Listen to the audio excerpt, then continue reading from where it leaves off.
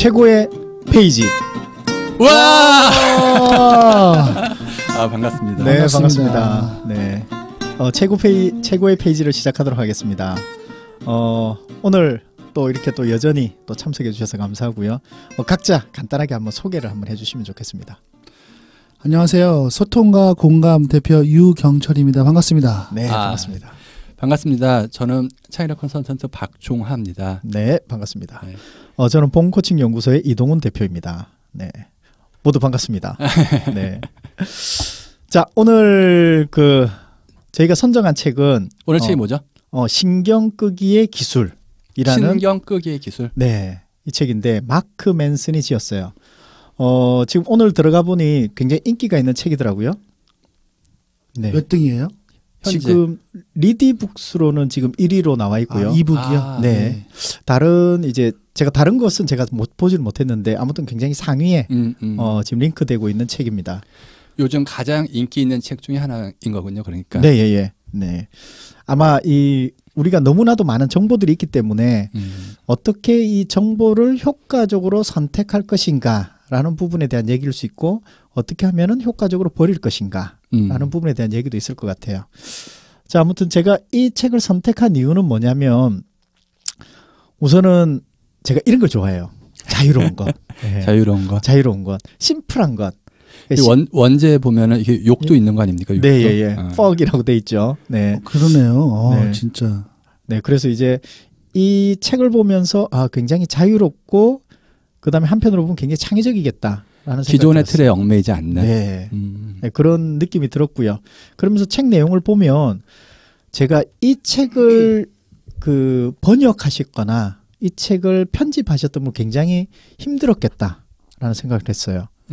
왜냐하면 거의 블로그에 나오는 일반적으로 글 쓰던 내용들이 사실 책 속으로 들어간 거거든요. 네, 블로그 내용이 정리된 건가요? 그러니까 블로그에서 이렇게 정제되어서 이제 거기에 맞는 시나리오를 넣은 거예요. 그러니까 이 저자가 파워블로거거든요. 그렇죠. 네. 파워블로거라서 블로거에다가 글도 많이 쓰고 네. 사람들하고 상담도 많이 했는데 네. 그거를 원고로 만든. 그렇죠. 네. 그러다 보니까 이제 좀 요즘 젊은 사람들 이분이 지금 84년생이에요. 만으로 하면은 33이더라고요. 젊네요. 정말. 우리 어떻게 살았는 건지 모르겠어요. 그렇게 얘기하면 안 돼요. 그런가요? 네. 우리하고 비슷하네. 이렇게 해야 돼요. 제가 32살이니까. 네. 네.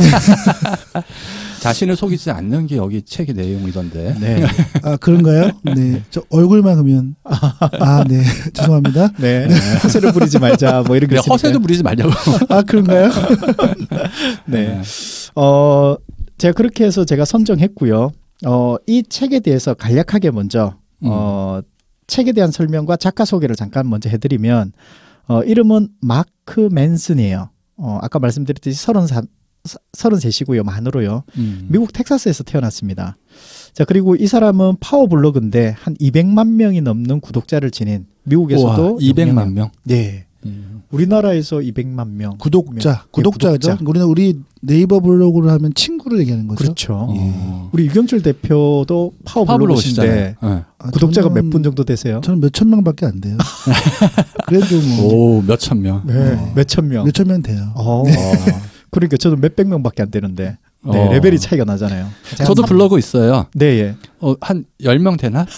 제가 새로 만드셨더라고요. 제가 봤어요. 네. 네이버에. 네, 새로 만들어서 최근에 하고 있는데 한 10명 되나? 네, 이제 늘어날 거예요. 네, 우리 박종화 대표님 블로그 계속 신청해 주시기를. 네. 네, 그렇게 해서 파워 블로그 중 한 명이고 지금 이제 컨설팅 회사 LLC라는 것을 설립하고 운영 중이고요. 이 사람이 이 신경 끄기의 기술이라는 책을 통해서 자신이 이제 학창 시절과 그리고 돈 없던 시절 이런 백수 시절에 대한 것을 어떻게 180도 다른 인생을 살았느냐라는 부분이 사실은 이 책에 그런 노하우가 나와 있습니다. 자, 그래서 책에도 보면 퍽이라는 게 나오는데 이게 제목에서 보면 아마 내용에서도 보면은 이 원본을 봤을 때는 아마 퍽이라는 단어가 굉장히 많이 나오지 않았을까. 그랬을 것 같아요. 네, 내용 자체가 그렇죠. 네. 자, 그래서 아마 이런 모든 내용들이 여과 없이 전달되었기 때문에 저희도 처음에 읽을 때 사실은 눈에 자세히 안 들어왔어요. 그러면서 시간이 지나면서 이분의 글씨체가 서서히 눈에 들어오기 시작하면서 초반부를 좀 지나고 나니 이렇게 좀 읽히기 시작하더라고요. 그래서 그런 부분이 조금 힘든 부분이 있었고요. 이 저자가 사실은 이 책이요 2번째 책입니다. 2번째 책이요. 네. 첫 번째 책이 있었어요. 이 사람은 정직하라, 뭐 소통해라, 뭐 이런 식으로 해서 첫 번째 책이 Attract Women Through Honesty라는 책으로서 어떻게 하면은 여성을 끌어들이기 위해서 정직한 의사소통을 통해서 여성을 끌어들이고 그리고 자신의 가치와 일치하는 라이프 스타일을 창조하는 방법에 대해서 첫 번째 책을 썼어요. 여자 꼬시는 기술 이런 건가요 혹시? 아마 솔직하게 얘기하는 것이 그것이 정말 사람들에게 다가가는 것이다. 그래서 그것이 신뢰를 쌓는 것이다.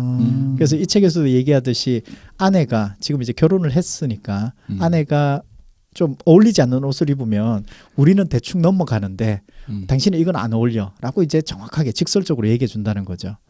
네. 그러니까 결혼한 지도 얼마 안 됐는데 옛날 여자친구 사귀었던 이야기도 솔직하게 하고 그러니까요. 헤어졌던 얘기도 정확하게 얘기하고 제목을 잘 짓는 것 같아요. 네. 이것도 물론 이거는 번역이 잘 된 건데 네. 어쨌든 영어 제목도 좀 뭔가 끌리는 게 있는 것 같아요. 그렇죠? 네. 그렇죠. 자극적이고. 네.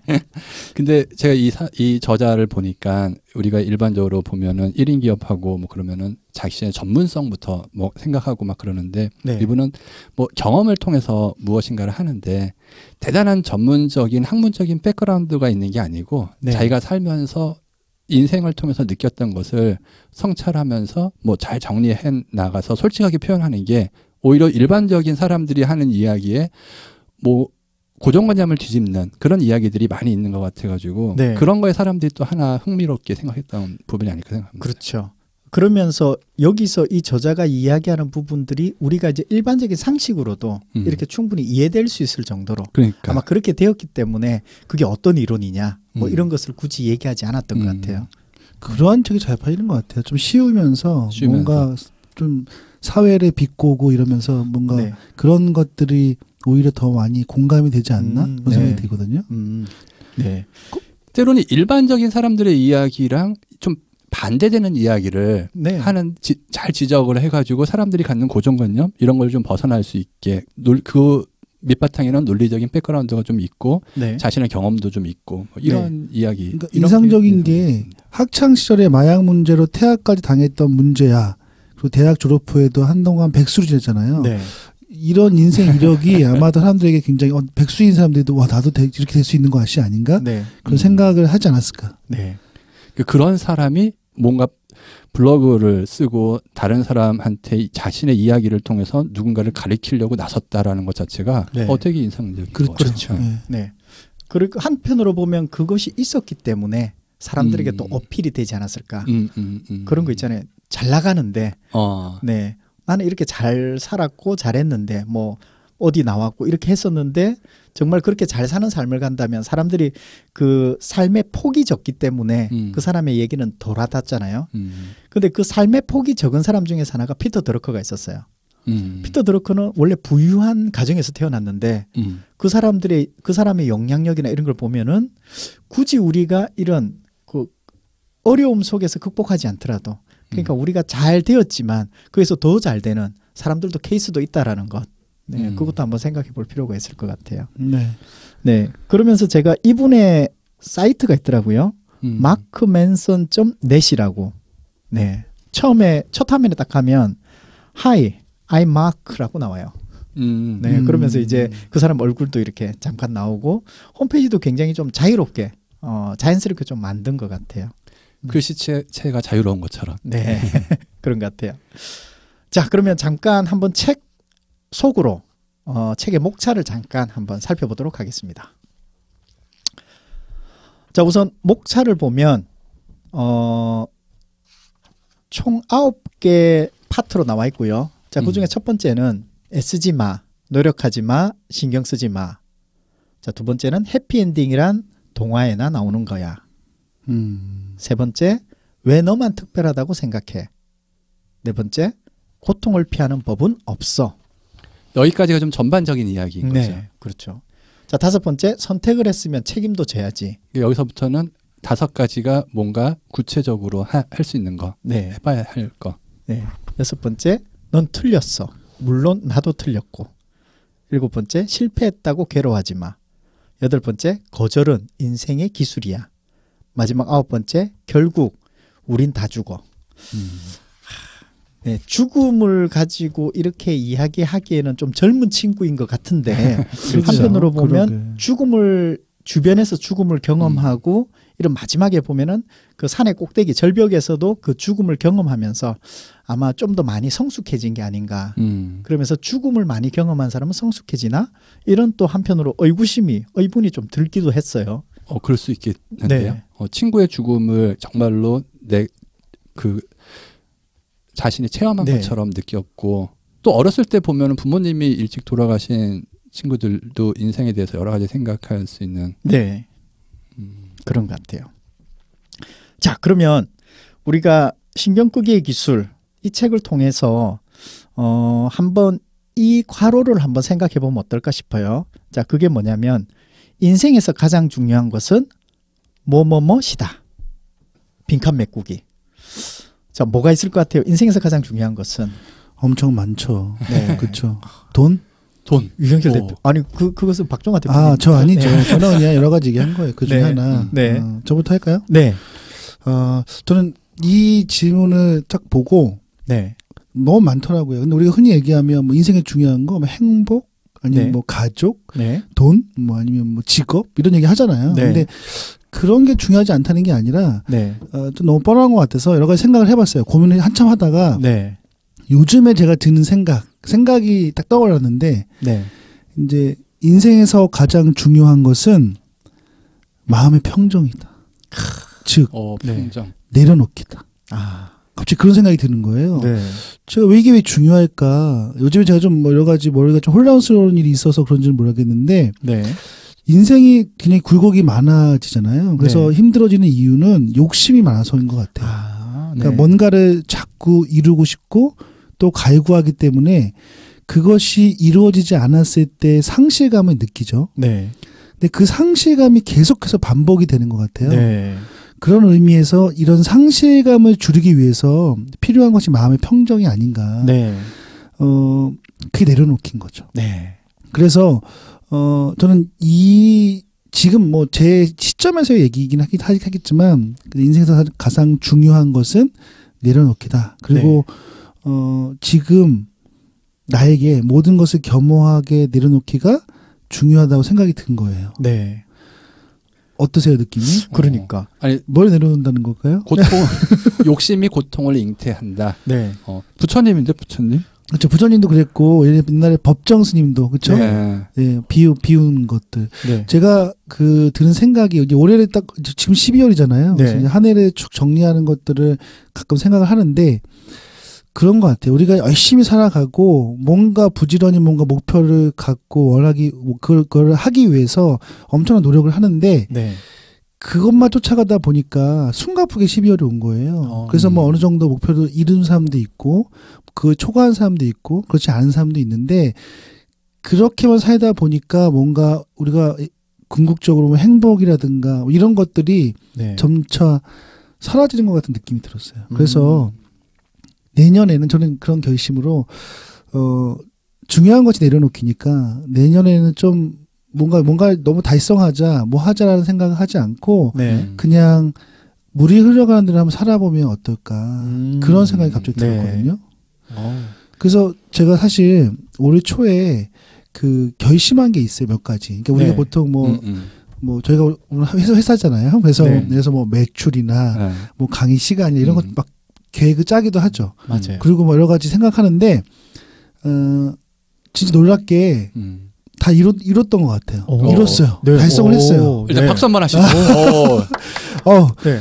정말 좋은 일이잖아요. 요즘에 이루어지네요. 어려운 시기잖아요. 네. 그런데 문제는 뭐냐면 그럼에도 불구하고 기쁘지가 않은 것 같아요. 네. 좀 약간 허무한 생각이 좀 들고 우리가 어떠한 정량적인 목표를 갖고 그것만 달성했다 해서 정말 다 행복하거나 좋거나 너무 막 에너지 넘쳐가지고 내년엔 더 잘해야지 이런 게 아닌 것 같아요. 네. 그런 것을 사는 것을 목표를 갖는다는 건 좀 허무하다는 생각이 좀 들었어요. 네. 처음부터 목표 자체가 좀 올바르지 않은 것 같다 이런 생각이 들죠. 그렇죠. 어떤 게 내 가치와 좀 맞지 않지 않았나. 네. 열심히 산을 올라갔는데 이 산이 아닌가 이런 느낌인가요? 아니 뭐 산에 오른 건 좋았는데.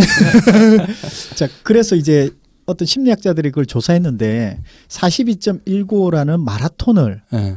달리기 위해서 어떻게 하면은 42.195라는 마라톤을 좀 더 열심히 달릴 수 있을까? 그 목표를 어떻게 하면 좀 더 달성할 수 있을까라는 부분에서 얘기를 했었는데 그 중에서 하나가 우리는 많이 얘기하는 것이 42.195 끝났을 때 그때 꼬린 지점에 너를 느껴봐. 그렇게 생각해봐. 이런 얘기 많이 하잖아요. 그렇게 해서 달려서 이루는 사람은 별로 없대요. 별로 없고요. 그러면 어떻게 해야 되느냐 하면 너가 뛰는 한 발 한 발을 느껴봐. 너가 지금 너에게 부딪히는 그런 어떤 바람을 느껴봐. 너의 호흡을 느껴봐. 이렇게 하면서 그 결승점이 아니라 그 과정을 즐기도록 하는 것이 오히려 42.195를 하는데 더 성공할 가능성이 높다는 거죠.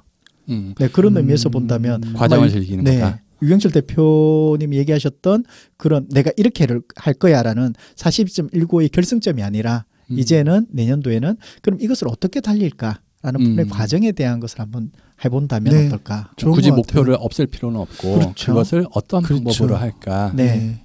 즐기면서 네. 하루하루 그러시면 참 좋을 것 같아요. 예, 그래서 뭔가 꼭 우리가 어떤 기본적인 정량적인 목표뿐만 아니라 내 삶에 대한 어떤 가치와 그런 것들을 정성적으로 좀 더 다시 균형을 맞춰서 좀 정해야 되지 않을까 하는 생각이 들었어요. 네. 자, 우리 박종화 대표님. 인생에서 이 책을 읽고 그냥 책을 읽고 느낀 거를 하나 말씀드리면은 인생에서 가장 중요한 거는 평범한 하루하루를 소박하게 살아가는 것이다. 와, 마음을 내려놓는 거 비슷한 느낌인데. 근데 이 책을 읽고 그런 느낌을 많이 받았어요. 네. 이 책을 읽고 그런 느낌을 많이 받았는데 너무 오버해서 대단한 척하면서 살아가는 경우도 참 많은 것 같고 그렇게 되려고 그렇게 해야지 또 그렇게 되는 거야 이런 생각도 많이 해봤는데 옛날에 정주영 회장님한테 꼬마아이들이 초등학교 가셔서 아이들하고 만나는 자리에서 어떻게 이렇게 큰 부자가 됐어요? 그래서 누가 물어봤대요, 어떤 아이가. 그랬더니 정주영 회장님이 내가 이렇게 부자가 될지 나는 몰랐어요. 그냥 하루하루 그냥 열심히 살려고만 노력했어요. 근데 어느 날 돌아보니까 이렇게 부자가 됐어요. 이렇게 말씀하셨던 게 기억나거든요. 근데 그런 게 맞는 것 같아요. 큰 꿈을 꿔라 이런 것보다도 평범한 하루하루를 그냥 소박하게 살아가는 거. 그렇게 살고 계시나요? 어때요? 그러니까 저도 막 꿈을 꾸죠. 잠자는 꿈 말고 뭔가 잘 됐으면 좋겠다. 근데 사실 보면은 사람들이 얘기하는 꿈하고 내가 갖는 건 난 욕심인 것 같아요. 욕심. 뭔가 욕심을 많이 부리기도 하고 그런데 그렇게 하는 게 현명하지 못한 거구나라는 생각이 요즘 많이 드는 거죠. 그래도 우리는 다 자기계발서나 이런 게 보면 끝을 생각하고 시작해라. 이런 얘기도 있잖아요.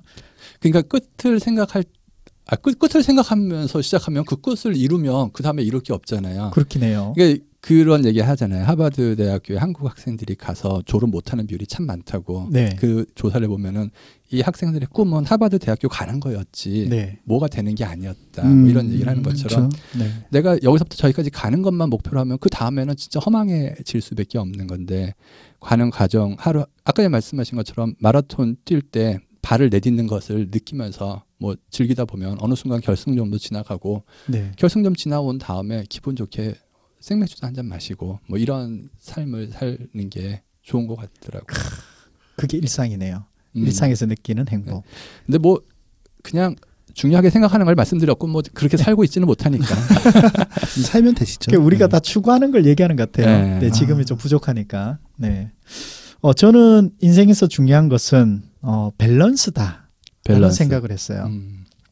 왜냐하면 신경끄기의 기술은 이 책이 왜 사람들에게 이렇게 화제되고 있냐라고 한다면 아마 기존의 자기계발서와 다른 걸 얘기하고 있기 때문에 우리는 자기계발서를 한다면 너가 선택한 것이 너의 인생이다. 이런 얘기를 하잖아요. 얘는 뭐냐면 네가 선택하지 말아야 될 것이 너의 인생이다라고 얘기하는데 그래서 무엇을 버려야 될 것인가 얘기하면서 우리가 늘 무엇을 선택할 것인가라는 부분에 얘기를 익숙하다가 무엇을 버려야 될까라는 부분에서 얘기했을 때 우리가 좀 다르게 와닿았던 것 같아요. 네, 그러면서 이제 이 내용들을 통해서 우리가 너무 한쪽만을 추구하는 것이 아니라 다른 쪽도 같이 봐야 되는구나. 그래서 그것이 이제 밸런스이기 때문에 저는 인생에서 밸런스가 중요하다고 생각이 들고요. 그러면서 제가 중요하게 생각되는 부분이 있기 때문에 어떤 사람과 갈등해요. 그게 뭐냐면 밸런스를 안 지키는 사람하고 갈등을 해요. 이게 뭐냐면 지금 두 분이 했잖아요. 마음을 내려놓고 일상에 대한 부분을 얘기했을 때 그렇게 하지 않는 사람을 보면 갈등이 일어나요. 맞나요? 내가 잘하고 있는 사람은 아니기 때문에. 네, 아무튼 이제 우리가 뭔가 중요하게 생각하기 때문에 그 중요하게 생각하는 것을 다른 사람에게도 그렇지. 강요하려고 하는 부분이 있기 때문에 저도 이제 무엇이 중요하냐 했을 때 여러 가지가 나오던데 결과론적으로 밸런스가 중요하다라고 했지만 그 밸런스가 중요하다는 생각 때문에 밸런스를 안 지키는 사람을 보면 이렇게 화가 나는 부분도 있다.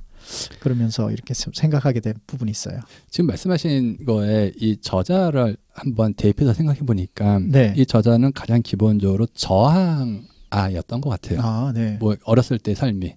그러니까는 순응하는 아이가 있고 저항하는 아이가 있다 그러면 네. 뭐 세상을 좀 바꾸는 게 저항하는 아이가 세상을 바꾼다 이렇게 얘기하는 게 네. 순응하는 사람들은 남들이 하는 얘기를 앵무새처럼 그냥 반복해서 이야기하고 그냥 그대로만 받아들이는데 저항하는 아이들은 이게 꼭 그렇게 해야 될까 한 번 더 생각하는 것 같아요. 네. 꼭 그렇게 해야 될까 생각했을 때 꼭 그렇게 해야 돼라는 생각이 들면은 그렇게 하면 되는데 꼭 그렇게 하지 않아도 될 것 같은데 라고 생각하면은 그렇게 굳이 안 해도 되는 거잖아요. 네. 근데 그런 의미로 봤을 때는 우리가 너무 좀 모범적으로만 살아간다라는 게 뭔가 하면은 다른 사람한테 좋은 가치를 주는 게 모범적이라고 생각하지 않고 오히려 순응하는 걸 모범이라고 생각하는 경우가 참 많은 것 같은데 그런 너무 순응하지 말고 한번 생각 실험처럼 꼭 그렇게 해야 돼? 뭐 이런 것들을 한번 생각하게 해줬던 것 같아요. 그러니까 제가 그 얘기를 하시면서 박종화 대표님이 늘 얘기하실 때 보면 항상 그 순응 안 해요. 그게 아마 창의력의 비결이 아닐까라는 생각을 했어요. 제가 참 모범적인 사람입니다, 사실은. 그래요? 그렇죠. 참 모범적인 사람이죠. 저항하는 거 아니에요? 아니 그게 아니고요. 네. 아니요. 그래서 이제 제가 뭘 생각했냐면 저번에도 한번 얘기를 하다 보면서 어떤 생각이 들었냐면 항상 이제 그거 외에 다른 대안을 자꾸 얘기하세요. 요거 말고 이렇게 보면 어떨까? 요런 게 나오지 않아요? 이런 걸 보면서 이제 박종화 대표님이 10년 이상, 20년 됐나요? 그 시간 동안 창의력을 얘기할 수 있었던 이유가 그런 어떤 생각의 패턴이 있기 때문에 그런 생각을 조금 했었어요. 대화 나누면서. 네. 맞나요, 근데? 잘 모르겠습니다. 네. 우리 어떠세요? 맞는 것 같아요? 네, 뭐 그런 것 같아요. 제가 뭐 좋은 걸로 해주세요. 그러니까 좋은 걸로 할게요. 뭐 성향적으로 반항적인 반골적인 기질이 있는 건 아니고 네. 약간 학습화돼서 네. 뭐 좀 다르게 생각하는 게 몸이 이것다 정도로 감사합니다. 네. 알겠습니다. 자, 그러면 다음은 최고의 페이지로 넘어가도록 하겠습니다.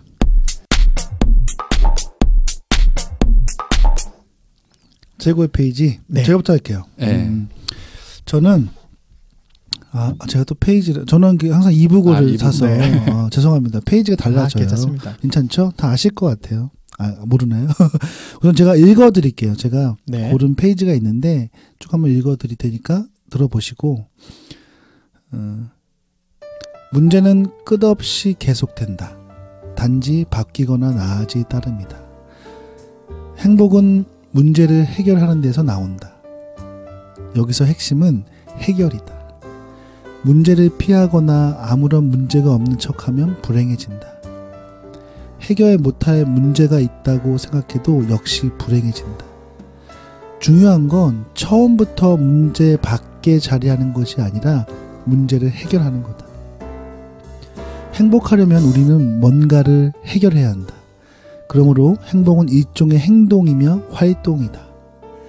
행복은 가만히 있으면 주어지는 게 아니다. 허핑턴 포스트의 상위 10위 기사를 읽고서 또 무슨 도사나 스승의 말을 듣고서 문득 깨닫게 되는 것도 아니다. 마침내 집에 방 한 칸을 추가할 돈을 모았다고 해서 행복이 홀연히 나타나지는 않는다. 행복이 장소나 생각이나 직업 속에 숨어 있다가 당신에 맞이하는 일은 없다. 그 점에서는 책도 마찬가지다. 네. 저는 이 구절이 좀 굉장히 많이 다가왔는데 네. 또 우리가 문제 해결자라는 책의 저자로서 그냥 뭐랄까요?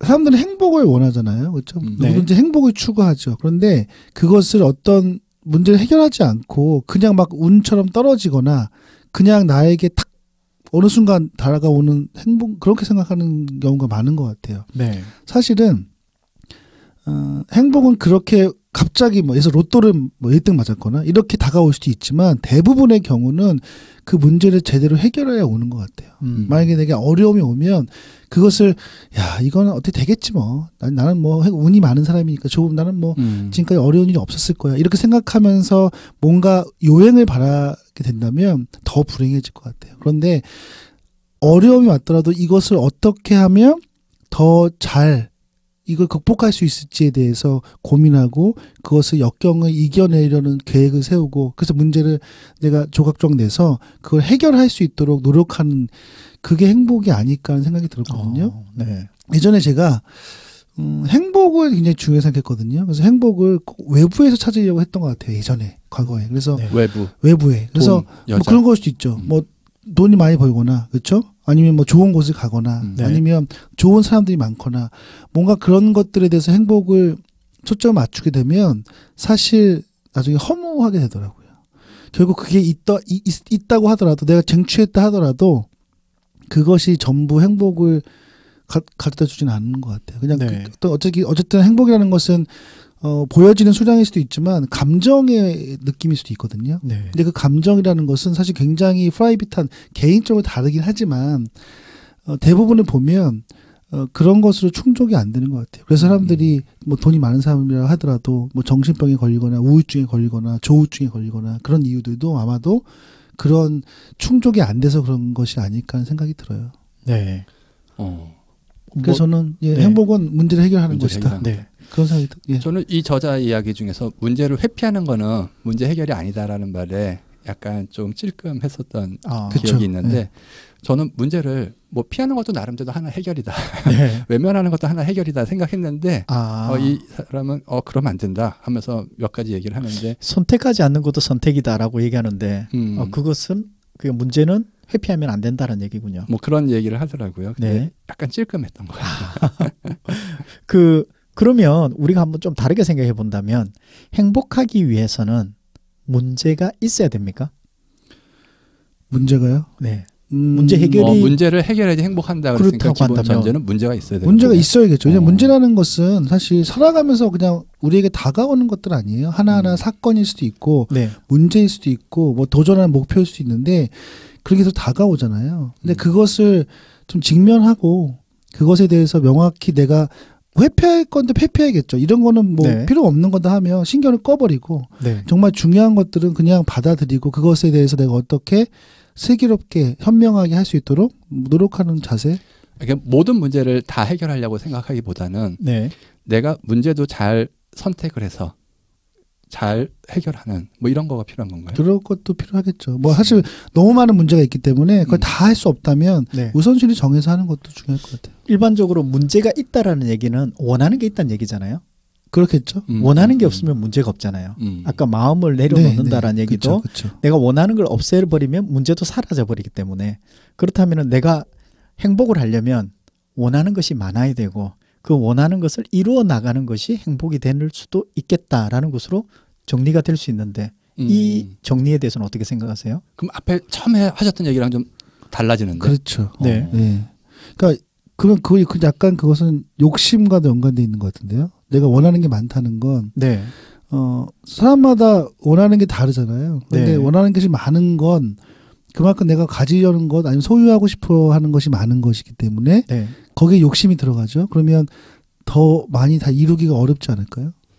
보통 행복 방정식을 얘기할 때는 네. 원하는 것분에 갖고 있는 거 네. 이렇게 얘기해서 분자 분모일 네. 때 분모를 줄이든지 분자를 키우든지 해가지고 네. 전체 크기를 키운다. 네. 행복을 키운다. 그래서 욕심을 줄이든지 현재 갖고 있는 것을 더 늘리든지 그렇죠. 뭐 이렇게 네. 두 가지로 그러네요. 얘기하는데 저는 개인적으로 욕심을 줄여서 전체 크기를 키우는 거가 되게 안 좋더라고요. 그러니까 욕심 안 좋아요 그게? 네, 그게 젊었을 때 그런 생각을 많이 해봤었는데 네. 그게 굉장히 나한테 와닿지 않았어. 그러니까 방금 분모가 욕심을 줄이는 것이고 분자는 내가 이루려고 하는 것을 예, 예, 더 키우는 더 거. 많이 더 키우는 거. 갖는 거. 그러면은 분모는 주로 내면의 것이 많을 것 같고 분자는 주로 외부의 것이 될 수도 있겠네요.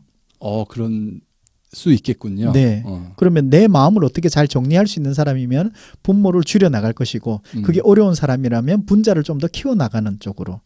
제가 그렇게 생각했던 거는 네. 바라는 게 없어지면 네. 이루려고 하는 활동 자체가 없어지니까 그렇죠. 삶이 너무 지루하게 아. 느껴지고 다이나믹이 떨어지게 느껴지더라고요. 너무 네. 소박하거나 너무 욕심이 없으면 인생 인생이 너무 단조롭죠. 그러니까 도전적이지 않은 인생이 돼버리는 거예요.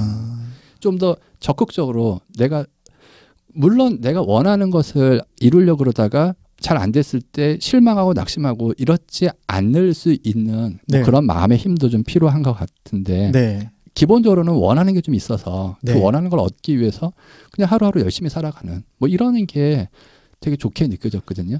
네. 근데 지금 이야기를 하다 보면은 뭐 우리 서로의 이야기도 약간 좀 모순된 이야기들을 네. 계속 하게 되는 것 같은데 그러네요. 이게 어떻게 생각하면 우리의 일상인 것 같아요, 원래. 그렇죠. 사람들이. 모순 속에 사는 게 우리 음. 모습인 것 같아요. 네. 이 이야기는 여기까지 하시고요. 네. 우리 박사님 한번 네, 감사합니다. 최고의 페이지 한번 네, 해주세요. 우리 제가- 박정화 대표님의 최고의 페이지 한번 들어보겠습니다. 제가 찾은 최고의 페이지는 62페이지에 우리 모두가 특별하며 위대한 사람이 될 수 있다는 식의 말은 사실 허튼 소리에 지나지 않는다. 요 줄이 뭐 밑줄이 많이 가졌더라고요. 네. 요 앞에 그 이야기하는 게 우리가 아주 특별한 일을 하게 될 거란 믿음으로 우리가 살고 있는데 뭐 유명한 사람들, 그러니까 오프라 윈프리 같은 사람들도 뭐 그렇게 얘기하니까 그게 맞는 말인 것 같지만 사실 이게 모순된 주장이다. 너도 특별하고 쟤도 특별하면은 모두가 특별하다는 말은 아무도 특별하지 않다는 말이나 마찬가지다. 뭐 이런 얘기잖아요. 네. 그러니까 내가 아주 특별하다 이런 생각보다도 그냥 자신이 평범한 존재임을 이해하고 받아들이면서 어떤 평가나 거창한 기대도 하지 않고 자유롭게 자신이 진정으로 바라는 것을 하나씩 이뤄나가는 거. 이런 게 삶의 근본이 되는 경험을 깊이 음미하게 만들고 소소한 우정을 나눈다거나 무엇인가를 창작한다거나 어려움에 처한 사람을 돕는다거나 좋은 책을 읽고 좋아하는 사람과 함께 웃는 일 등의 즐거움을 찾는 방법이다. 이렇게 얘기하는 요 부분의 이야기가 와닿았던 것 같아요. 그리고 중간중간에 그 이야기 스토리 같은 거를 하나씩 넣는데 네. 뭐 실제 존재하지 않는 사람의 이야기 같은 걸 하나 넣었는데 뭐 짐이라는 뭐 망상에 빠진 벤처 기업가 이야기를 하나 넣었어요. 네. 근데 이 사람은 허세가 좀 있어서 허세. 네. 내가 대단한 일을 할 거야. 내가 이렇게 우리가 사실은 아까 얘기한 것처럼 꿈을 높이 가져라. 네. 우리가 지난번 주제가 자존감 아니었습니까? 자존감. 네. 우리가 자존감을 높이는 이런 것들이 이 저자가 지적하는 게 자존감을 높이는 심리학이 맹위를 떨쳤다 이런 네. 표현을 써요. 네. 자존감을 높이는 게 우리가 인생을 살면서 되게 중요한 일이라고 자꾸 얘기했지만 그게 오히려 이런 헛소리하고 뭔가 허식 네. 그런 가식적인 사람들을 만들어낸다. 네. 허풍이라 그러죠. 허풍 네. 막 떠는 사람을 만들어낸다. 이 사람들은 다른 사람들한테 뭔가 괜히 자기 자신을 과시하면서 능력도 발휘하지 못하고 뭐 피해만 준다. 허세를만 잔뜩 부리는 사람에 대한 이야기를 이렇게 쭉 이야기했는데 네. 이게 왠지 모르게 우리 주변에서 가끔 보는 사람들의 모습인 것 같기도 하고 네. 나는 그렇지 않나 하고 나를 되돌아보게 하기도 하고 막 네. 그랬던 것 같습니다. 네. 우리가 살아가면서 허세도 필요하잖아요. 아닌가요? 허세. 필요할 땐 필요하겠죠. 언제 필요한가요, 근데? 허세가 언제 필요할까요? 여자 꼬실 때? 옛날에 하셨잖아요. 옛날에 결혼하실 때. 제가 허세요? 네. 아예 저는 그렇진 않고 네. 너무 좀 부족한 게 많아서 우리 네. 부인이 혼자 놔두면 안 되겠다 싶어가지고 네. 저도 여기 좀 인상적이었는데 그냥 기존의 자기계발서의 내용들하고 좀 다르죠. 그렇죠? 우리는 보통 자존감을 올리기 위해서 너를 특별하게 생각해라. 너는 특별하다. 너는 할 수 있다. 너라면 모든 것을 이룰 수 있다라는 꿈을 가져라. 이런 얘기 하잖아요. 네. 그래서 스스로의 자존감이나 이런 효능감을 높여서 뭔가 내가 더 할 수 있도록 하는 그런 식의 어떤 푸시를 많이 했는데 이제 네. 여기서 이 작가는 다 허튼 소리다. 우리는 특별한 사람은 몇 명 있다. 우리는 다 평범하고 그걸 인정해라. 이런 얘기잖아요. 그걸 인정하고 살아갈 때 오히려 더 내 입장에서 더 좋은 일을 할 수 있다. 더 대단한 일로 갈 수 있는 발판이 된다. 뭐 이런 얘기를. 그렇죠. 저는 이제 그러면서 공감을 했지만 또 반대적으로 저는 오히려 전자 지금 얘기했던 자기를 계속 효능감을 갖고 자존감을 높여서 더 그러니까 평범한 사람이 그것을 높이면 조금 더 이룰 수 있다고 생각하거든요. 네. 그런 면에서는 오히려 자기 뇌를 자꾸만 속이면서 그렇죠. 뇌는 현실과 상상을 구분하지 못하니까 네. 나에게 계속 자극을 주면 그냥 평범한 일상을 살아가는 사람들도 조금 특별해질 수 있지 않을까. 네. 이런 생각을 해요. 그러니까 그런 긍정적인 부분을 사람들이 원하는데 그렇죠. 이 저자는 극단적으로 좀 잘못되는 사람들의 이야기에 허세만 가득 차가지고 실제적으로 능력을 발휘하지도 못하면서 뭐 내가 대단한 능력을 발휘할 거야. 내가 뭐 어떤 사람이고 우리 가끔 그런 사람들 만나면 사실은 진짜, 예. 어울리고 싶지가 않아지는. 그건 사기죠. 네. 사기치는 사람들. 그런데 우리가 한번 생각해 보면 이 사람이 또 얘기하는 것이 뭐냐면 내가 감당할 수 없는 고통을 당했을 때 사람은 성장하고 발전한다고 얘기돼 있어요. 그런데 어떤 사람들은 그 감당할 수 없는 고통 때문에 그 고통 속에 계속 사는 사람들도 있거든요. 근데 이런 부분에서 생각해 본다면 우리가 75억 인구잖아요. 제가 최근에 검색해 본 게 75억이더라고요. 74억, 전 세계 인구가? 네, 74억 9천 몇번 되시던데 엄청나네. 75억 정도 되더라고요. 그래서 그 사람들마다 다 다를 것 같아요. 그래서 뭐냐면 내가 너무 처져 있거나 이런 사람 같은 경우는 좀 이렇게 방금 유경철 대표가 얘기했던 그런 어떤 나를 소중한 존재야 라고 생각해야 되는 부분도 필요하지만 한편으로 보면 너무 허세 떠는 사람들한테는 너 그거 아니야. 너는 진짜 그 들가에 핀 잡초하고 똑같은 거야 라고 하면서 나를 좀 낮추는 그러면서 이제 제가 앞에 말씀드렸던 그 밸런스를 좀 맞춰 나가는 것이 사람들에게 좀 필요하지 않나. 그것이 궁극적으로 정말 신경 끄기가 되는 것이고 삶을 살아갈 때 좀 가볍게 이렇게 무게를 좀 덜어내고 이렇게 여행하는 그런 느낌을 가지지 않을까 이런 생각을 좀 했어요. 제가 책의 다른 페이지를 하나 더 읽어보면요. 네. 162페이지에는 네. 자아를 찾아라와 같은 말을 따르는 건 위험하다. 자신의 정체성에 대한 확신이 스스로를 특정한 역할이나 쓸데없는 기대에 올가맬 수 있기 때문이다. 네. 또한 잠재력과 기회를 자기 발로 차버릴 수도 있다. 네. 너 자신을 절대 알지 말라. 네. 그래야 끊임없이 노력해 깨달음을 얻게 되며 자신의 판단을 과신하지 않고 타인의 생각도 겸허히 받아들일 수 있다.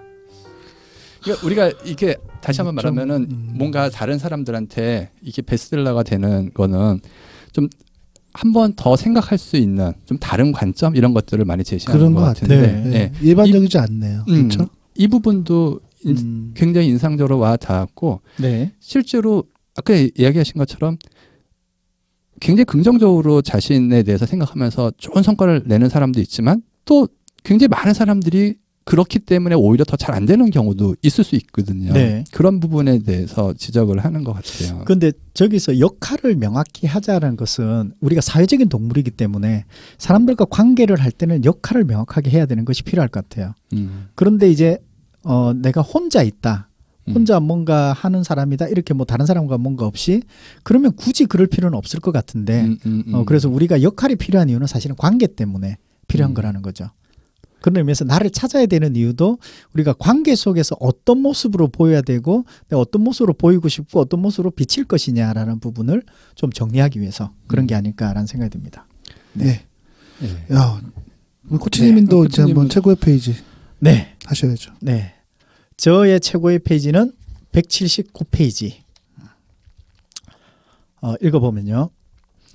느낌과 현실을 구분하지 못한 탓에 나는 머릿속 세상 밖으로 나가 세상을 있는 그대로 볼 수 없었다.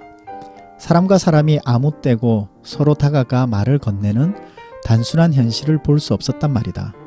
사람들은 고통이나 분노, 슬픔을 느끼면 만사를 제쳐두고 그런 느낌을 마비시키는 데 몰두한다. 이들의 목표는 얼른 좋은 기분으로 되돌아가는 것이다.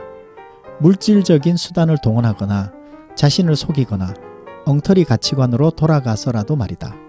그러나 정작 우리가 배워야 할 것은 자신이 선택한 고통을 견디는 법이다.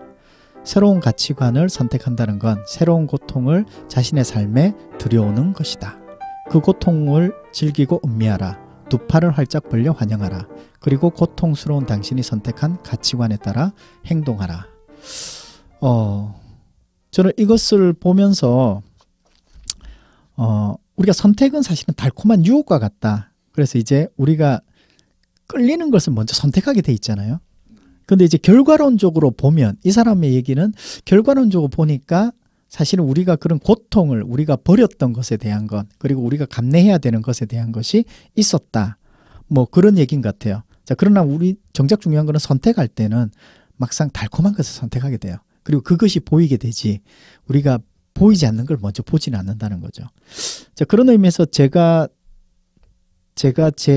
코치로서 이제 처음 이렇게 길을 갔을 때 제가 받았던 질문 중에서 당신은 어디로 가고 계십니까? 라는 그 질문을 가지고 제가 프로그래머 팀장을 하다가 이제 코치로서 전향하게 됐거든요.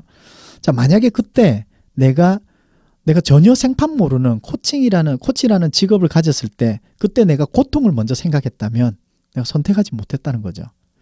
자, 그런 부분에서 본다면 아마 이 부분에 대한 내용은 결과론적이지만 한편으로 보면 내가 코치로서 어떻게 해야 될까를 생각해 보지 않았다는 것이 저에게는 굉장히 하면서 굉장히 힘들었어요. 예, 그래서 현실은 어떻게 될까? 과연 나를 얼마나 찾을까? 이런 부분을 보지 않았다는 거죠. 그래서 제가 많은 사람들에게 하는 얘기 중에서 이런 얘기가 있는데 비전을 가진 사람은 힘들지 않다. 대신 와이프가 힘들다. 제가 이 얘기를 하거든요. 그래서 비전을 가지고 뭔가 하는 사람들은 반드시 이 사람이 얘기했던 선택하지 않았던 그 감당해야 되는 고통을 먼저 생각해야 된다. 그러지 않으면 나는 힘들진 않지만 주변 사람이 힘들 수 있겠구나. 이런 생각을 좀 했었습니다. 네. 와이프가 힘들면은 나를 힘들게 하잖아, 다시. 그러니까요. 네. 그게 내가 힘들어지는데 그때는 이제 그게 안 보이더라는 거죠. 왜냐하면 와이프 얘기가 안 들리고 난 저거야. 이런 거 있잖아요. 제가 만나봤던 많은 사람들 보면 뭔가 사업하시려고 하시는 분, 좀 이제 좀 이렇게 아까 지미처럼 뭔가 이제 저거 될 거야 하는 그런 사람들 있잖아요. 그런 사람들의 와이프를 간혹 들어요. 그러면 저 남편이 저거 하면 안 되는데 하면서 저렇게 하면 안 되는데 얘기를 많이 듣거든요. 그러면서 저는 남편의 마음을 알게 되겠더라고요. 그러면서 이제 그 아내들에게 얘기해 주는 것이 남편은 지금 보이지 않습니다. 근데 그 얘기는 꼭 해줘라. 당신이 비전을 가졌을 때 아내는 힘들다라는 걸. 네. 그 아까 얘기하신 것 중에서 네. 그 불안을 온전히 받아들여라. 네. 그렇죠. 네. 그럼 어떻게 생각하세요? 온전하게 우리가 어떤 어려움이 왔거나 그랬을 때 그냥 그것을 온전히 받아들여서 그냥 그것을 그냥 그대로 인정하고 네. 그걸 극복하는 거죠. 그 말이 이런 것 같아요. 온전히 받아들여라라는 말보다는 피하지 마라. 이런 느낌인 것 같아요. 네. 그러니까 문제 해결 그런 좀 비슷하네요, 그죠? 그렇죠. 받아들여서 네. 회피하거나 도망가지 그렇죠. 말고. 도망가지 마라. 아까 충분히 느끼고, 네. 그렇죠. 자꾸 피하게 되면 언젠가 그 피했던 것이 나로 하여금 후폭풍으로 돌아오잖아요. 네. 이제 그런 의미에서 그런 것 같아요. 네. 네, 좋습니다. 네. 자, 그러면 우리 오늘 마지막으로 그 대표님들도 우리가 살아가다 보면 중요한 걸 나누는 기준이 있을 것 같아요. 자신만의 있죠, 어떤 기준. 있죠. 네. 그 기준이 뭐가 있는지 한번 얘기를 한번 해볼까요? 네. 저는 그 중요한 것을 나누는 가치와 기준, 그것도 생각을 좀 많이 해봤거든요. 네. 나는 무엇이 나에게 중요한가. 네. 되게 어렵더라고요. 네. 정말 어떤 기준일까. 그런데 보면 제가 지금까지 쭉 걸어온 길을 생각해 보면 어떤 의미를 주느냐가 되게 중요한 것 같아요. 의미. 왜냐하면 그것이 행복이든 만족이든 타인에 대한 배려든 그러니까 내가 생각한 어떤 나의 어떤 미션이 있잖아요. 어떤 사명이라고 하죠. 그것에 맞으면 의미가 있어요. 그런데 그 일이 나의 가치 기준에 맞춰서 의미가 없다고 생각하면 다른 방식의 보상이 있다고 하더라도 좀 중요하지 않는 것 같아요. 그래서 그런 면에서는 사람의 신념 가치가 굉장히 중요한데 네. 그 신념과 가치의 기준에서 뭔가 위배되면 나에겐 중요하지 않아요. 근데 그것에 부합하면 의미가 있는 것 같아요. 그래서 행복을 느끼는 것도 사실은 그것과 또 연관이 있는 것 같아요. 의미는 약간 큰 얘기인 것 같아요. 나누기가 어려운 예를 들어서 돈이다 네. 아니면은 뭔가 정직이다 그쵸. 이렇게 하면은 뭔가 방향성이 보이는데 그렇죠. 의미 이러니까 이게 방향성이 안 보이는 것 같아요. 맞아요. 큰 의미인데 제가 이제 그 의미를 여러 가지 두면 네. 이제 이렇게 갈라서 할 수 있겠는데 이게 여기 목소리로만 하는 거니까 말할 수 없고 네. 그러니까 그렇게 되면 나의 가치가 무엇이냐를 쭉 리스트업을 해야겠죠. 아, 그렇죠. 네. 그게 또 필요하군요. 그렇죠. 의미 없는 것들 리스트업을 해야겠죠. 네. 그것은 시간상 네. 나중에 네. 블로그에 올리도록 하겠습니다. 어쨌든 그런 기준이 있는데 네. 그런 기준들을 사실 이렇게 성장하면서 세웠던 것 같고 네. 그리고 그 기준들을 가지고 이제 앞으로 좀 더 잘 맞춰서 기존에는 이제 그런 것들을 많이 실천을 못했죠. 왜냐하면 네. 의미가 없는 일도 했고 네. 의미가 없는 행동도 해야 될 때가 있잖아요. 뭐 그렇죠. 필요에 의해서. 네.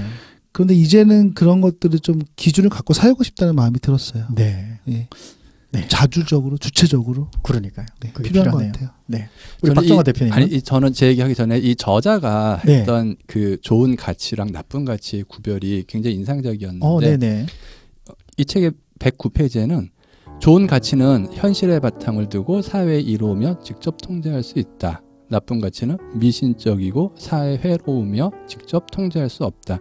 근데 일반적으로 우리가 생각하는 것들은 다 비슷한데 직접 통제할 수 있다가 좋은 가치고 내가 직접 통제할 수 없는 것을 나쁜 가치라고 받아들이는 게 네. 좀 인상적인 구별이었던 것 같아요. 네. 그러니까는 정직, 내가 정직하려고 마음먹으면 정직할 수 있다. 네. 이런 거라는 거죠. 근데 내가 인기, 이거는 내가 인기 얻고 싶어서 인기 얻는 게 아니잖아요. 네. 다른 사람한테 얻어야 되는 거니까. 통제할 수 없어. 이 인기를 막 쫓는 거, 이거는 올바른 좋은 가치관을 갖는 게 아니고 네. 인기를 막 쫓지 말고 단지 나는 내가 정직해야지, 친절해야지, 내가 할 수 있는 거 여기에 가치를 둬라. 이런 얘기가 인상적이었던 것 같아요. 네. 그 내가 할 수 있는 것은 내 삶의 태도일 것 같고요. 내가 할 수 없는 것, 인기 같은 경우나 이런 것은 내가 추구해야 되는 어떤 목표가 아닐까라는 생각이 들었어요. 그러니까 거기에 가치를 두면은 네. 인생이 안 좋아진다 이런 거겠죠. 그러니까 그거는 예, 내가 예. 가치를 둘 게 아니라 그냥 따라오면은 그냥 즐길 수 있는 거 이런 네. 거라고 생각이 들더라고요. 오케이. 그렇군요. 네. 저는 개인적으로 제가 가장 중요한 가치는 네. 첫 번째는 가족이었던 것 같아요. 아, 가족. 그 얘기 할 줄 알았어요. 돈보다 아니, 가족이었어요?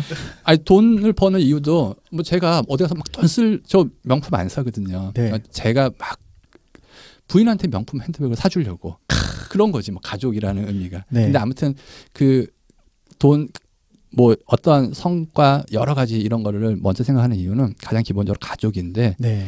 이제 우리가 뭐 살면서 나이가 먹어가니까 어렸을 때는 가족이 엄마가 가장 큰 가족이에요. 그래서 네. 엄마가 원하시는 뭐 이런 거를 하려고 많이 했던 것 같고 네. 지금은 우리 가족이 있잖아요. 네. 그리고 이 가족을 좀 확장하려고 해야 된다라는 생각이 좀 많이 들어요. 네. 우리 생물학적으로 우리 가족만이 가족이 아니라 내가 주변에 나의 가족을 좀 확장해서 네. 확장 가족을 좀 더 많이 네. 하는 거. 그러니까 내가 세계를 구하고 싶었거든요. 세계는 잘 네. 못 구하겠더라고요. 네. 대한민국이라도 구하려고 했는데 대한민국도 내가 못 구하겠고 네. 내 주변에 있는 확장된 가족들한테라도 좀 잘하면서 살려고 네. 하는 거가 요즘의 생각입니다. 네. 그래서 저희한테 이렇게 잘하시는군요. 아니 뭐 잘하려고 하시는 건 맞아요. 가족에 대한 태도가 아닌데. 그렇군요. 이거 참. 네. 가족이다. 그 말에 저도 한번 찔끔하네요. 네. 저는 중요한 것을 나누는 가치와 기준은 뭐냐면 성장하고 자유예요. 이 두 가지 키워드가 있는데 아까 얘기했듯이 돈하고 가족이 있잖아요. 돈을 통해서 사실은 내가 가족을 위한 거지 돈은 수단인 거잖아요. 그런 부분에서 본다면 저는 자유를 추구하고 싶은데 그 수단이 성장이었어요. 이게 무슨 얘기냐면 제가 성장해야지 성장하고 발전하고 나를 많이 찾았고 내가 뭔가 사람들에게 많은 불려가게 되면 나는 금액적인 부분이나 여러 가지 부분에서 자유를 얻을 거야. 그래서 이제 성장이 저에게는 자유였어요. 아니 강의가 많아지고 그러면 자유가 더 없어지는 거 아니에요? 그 자유하고 다른 자유였어요. 아. 네, 다른 부분의 자유가 되잖아요. 네, 그런 시간적인 자유는 아니지만 다른 영역에서 자유가 또 생기기 때문에 우리가 추구하는 부분이 그런 것 같아요. 제가 부산에서 서울로 올라올 수 있었던 이유는 사실은 성장 때문이었어요. 자, 그렇지만 그 속에서 내가 부산을 떠나고 싶었던 이유 중에서 하나가 자유롭고 싶었거든요. 친척이나 이런 그런 여러 가지 엉켜져 있는 것에서 좀 자유롭고 싶어서 사실은 나의 궁극적인 가치는 자유였구나. 그러면서 이 책에도 그 얘기를 해요. 자유라는 것은 뭐냐? 거절을 수용할 수 있는 자유. 예, 그래서 궁극적으로 인생은 내가 어떻게 거부하느냐. 그 거부하는 부분에서 자유를 느껴라. 그러면서 자유를 더 추구하기 위해서는 자유의 범위를 좁히는 것이 정말 자유로워지는 거다. 이런 얘기를 하면서 자유라는 부분에 대해서 이 친구가 참 어린 친구인데 굉장히 통찰력이 있구나. 그러네요. 네, 그런 생각을 좀 하게 됐습니다. 자, 오늘 이렇게 최고의 페이지를 끝났는데 그렇죠. 할 얘기는 다 했죠. 네. 오늘 어떠셨어요? 소감을? 너무 재미있었고 앞에 말씀하신 것처럼 이 저자는 우리보다 나이도 한참 어린데 왜 이렇게 똑똑하지?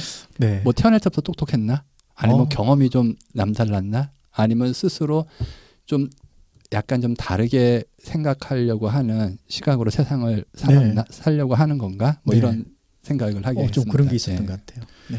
저도 이제 그런 느낌이 들었는데 우리가 어렸을 때부터 그냥 굉장히 공부 잘해라, 뭐 잘해라 항상 이렇게 바르게 사는 것들이 익숙해져 있잖아요. 그래서 이거 하면 이거 하면 이거. 그러다 보니까 생각들이 다 비슷하고 정형화되어 있고 새로운 게 별로 없는 것 같은 생각이 들어요. 네. 그래서 근데 이 친구는 다른 인생을 살았거든요. 네. 아마도 그러한 삶의 어떤 궤적이 어떤 이런 글을 쓸 수 있지 않은 생각이 들어서 제가 좀 반성을 했어요. 네. 이렇게 하면 좋겠지?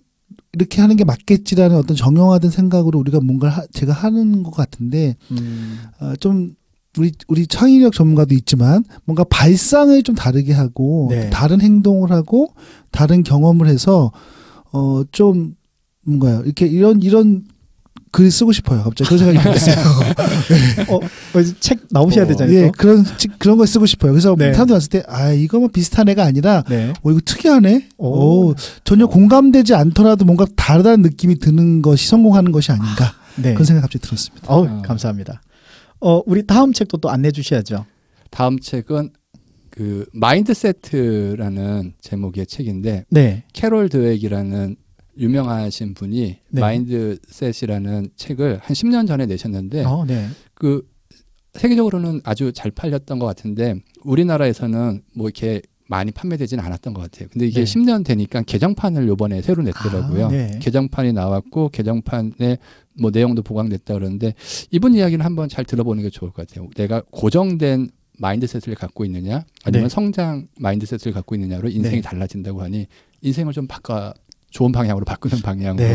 저도 이분이 스탠퍼드대 심리학과의 세계적인 석학이잖아요. 괜히 모르겠어요. 이런 게 뭐 중요한 건 아니지만 그래도 괜히 석학이라고 하시니까 한번 읽고 싶은 충동이 막 들었어요. 그러니까 우리가 좀 인기 있었던 책들, 뭐 그릿 같은 책들도 이 저자가 이분의 연구를 가장 기본적으로 뭔가 이렇게 얘기하고 이런 걸 보면은 이런 책은 한번 좀 스탠다드하게 읽어볼 필요가 있다라고 생각합니다. EBS에서 인터뷰 굉장히 많이 나왔어요. 뭔가 다큐멘터리 할 때 다큐프라임 이런 거 유명하니까 또 권위가 있으시니까. 맞아요. 알겠습니다.